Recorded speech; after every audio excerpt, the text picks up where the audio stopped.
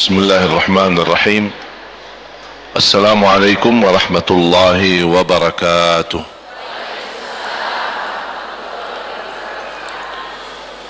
الحمد لله رب العالمين، وأشهد أن لا إله إلا الله وحده لا شريك له ولي الصالحين، وأشهد أن سيدنا ونبينا محمدا عبد الله ورسوله الصادق الأمين.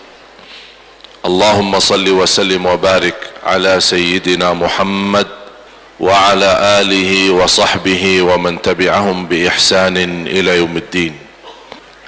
سبحانك لا علم لنا إلا ما علمتنا إنك أنت العليم الحكيم. Hari demi hari, waktu demi waktu berjalan. Umur kita terbatas dan semua terhitung hisabnya di sisi Allah Subhanahu wa taala. Umur kita sejak kita dilahirkan sampai akan meninggal dunia sudah semua ditentukan oleh Allah Subhanahu wa taala. Di antaranya rezeki. Malah rezeki itu salah satu rahasia Allah Subhanahu wa taala. Dan Allah Subhanahu wa taala sendiri yang mengaturkan rezeki manusia. Bukan hanya rezeki manusia, bahkan seluruh makhluk Allah di muka bumi. Wa ma min dabbatin fil ardi illa 'ala Allahi rizquha. Setiap makhluk yang berjalan di muka bumi, Allah Subhanahu wa taala yang mengaturkan rezekinya. Walaupun rezeki kita sudah ditentukan oleh Allah, tapi sebagaimana kata Amirul Mukminin Umar bin Al-Khattab radhiyallahu anhu, "Inna as-samaa'a la tumtiru dhahaba." Ketahuilah langit itu tidak akan menurunkan hujan emas. Walaupun rezeki kita sudah ditentukan dan ditakdirkan oleh Allah Subhanahu wa taala, tetap kita punya kewajiban untuk berusaha. Allah Subhanahu wa taala menerangkan banyak di dalam Al-Quran. فَإِذَا قُضِيَتِ الصَّلَاةِ فَانْتَشِرُوا. Bergeraklah, berjalanlah, berikhtiarlah, berusahalah. فَانْتَشِرُوا فِي الْأَرْضِ وَابْتَغُوا مِنْ فَضْلِ اللَّهِ. Carilah karunia Allah, anugerah Allah, rizki Allah. Orang mukmin yang percaya kepada Allah dan senantiasa dia berikhtiar dan berusaha, tetap memiliki keyakinan, menggantungkan hatinya kepada Allah Subhanahu wa taala. Itu yang namanya tawakkal qalbu. Bukan hanya tawakal usaha, bukan hanya kita percaya kepada kemampuan diri kita atau kita percaya kepada kecerdasan kita, tapi tetap kita senantiasa memohon pertolongan Allah Subhanahu wa taala. Dan segala amalan itu tergantung niat. Innamal a'malu binniyat wa innama likulli imri'in ma nawa.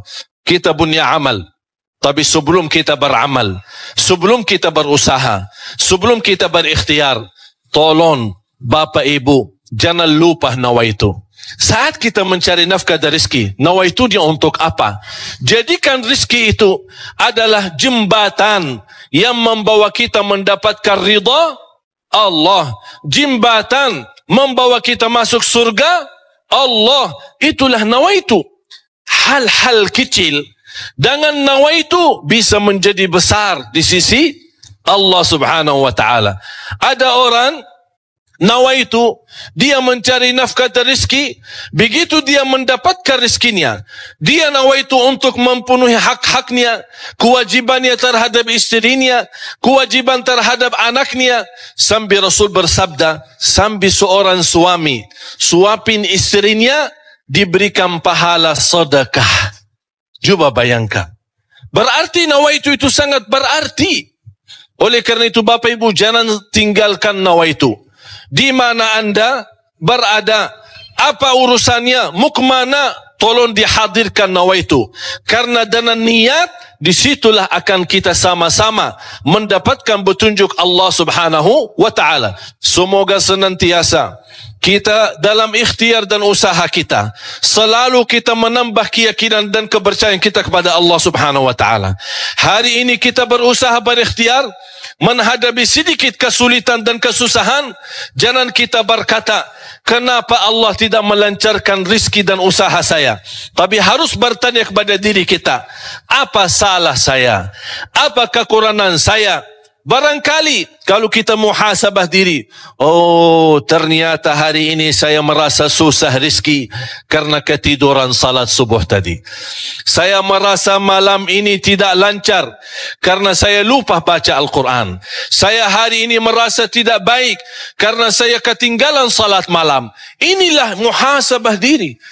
Al-Imam Muhammad ibn Sirin pernah dia mencela orang, mencaci maki orang. Itu orang miskin. Orang itu tersinggung. Kata Imam Muhammad ibn Sirin, saya menunggu ucapan saya ini, menunggu akibahnya, menunggu balasannya 40 tahun. Coba bayangkan, hanya satu ucapan, dia takutin, dia fikirkan, apa lagi perbuatan. Bapak Ibu, berapa banyak perbuatan kita salah. Berapa banyak kita melanggar aturan Allah. Berapa kali kita menjauhkan diri dari perintah Allah. Padahal kita semua hafal. Wa man yattaqillaha yaj'al lahu makhraja. Barang siapa yang takwa kepada Allah, akan Allah jaminkan diberikan jalan keluar dari segala kesusahan, dari segala kesempitan. Berarti kalau kita berdoa, kita berikhtiar, kita berusaha, tapi masih kita menghadapi kesusahan dan kesulitan, pasti ada sesuatu yang tertinggal. Salah satu amalan di samping ikhtiar dan usaha kita adalah zikrullah, terutama istighfar. Karena termasuk istighfar adalah salah satu kunci mendatangkan rezeki. Sebaik istighfar itu sepanjang waktu, pagi, siang, sore, malam. Naik motor, jalan kaki, naik bis, mau kemana-mana. Tidak keberatan kita membasahi lidah dengan istighfar. Malah ada seorang sahabat Rasulullah sallallahu alaihi wasallam, ya Rasulullah, berikan kepada aku amalan yang menjaminkan aku masuk surga. Rasul menjawab, la yazalu lisanuka ratban min zikrillah. Basahi lidahmu dengan zikir kepada Allah. Kunci rizki Bapak Ibu adalah zikrullah. Kunci rizki zikrullah. Di antaranya istighfar.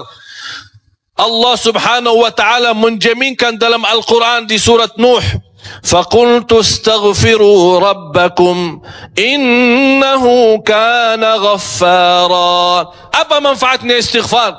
يُرْسِلِ السَّمَاءَ عَلَيْكُمْ مِدْرَارًا وَيُمْدِدُكُمْ بِأَمْوَالٍ وَبَنِينَ وَيَجْعَلْ لَكُمْ جَنَّاتٍ وَيَجْعَلْ لَكُمْ أَنْهَارًا. Dengan istighfar terjamin keturunan. Jangan istighfar kemudahan rizki. Dengan istighfar kelancaran usaha. Dengan istighfar kesembuhan dari penyakit. Dengan istighfar banyak kemudahan dan kemuliaan yang kita dapat. Kalau memang ingin ditambah rizki kita, kalau belum sempat haji, kita ingin berhaji. Kalau kita sudah haji, ingin Allah menambah kita bisa haji lagi. La in syakartum lazi. Jadilah hamba yang bersyukur. Karena nikmat Allah memang Bapak Ibu tidak bisa terhitung. Nikmat Allah begitu banyak. Di setiap waktu dan setiap saat. Lahir dan batin.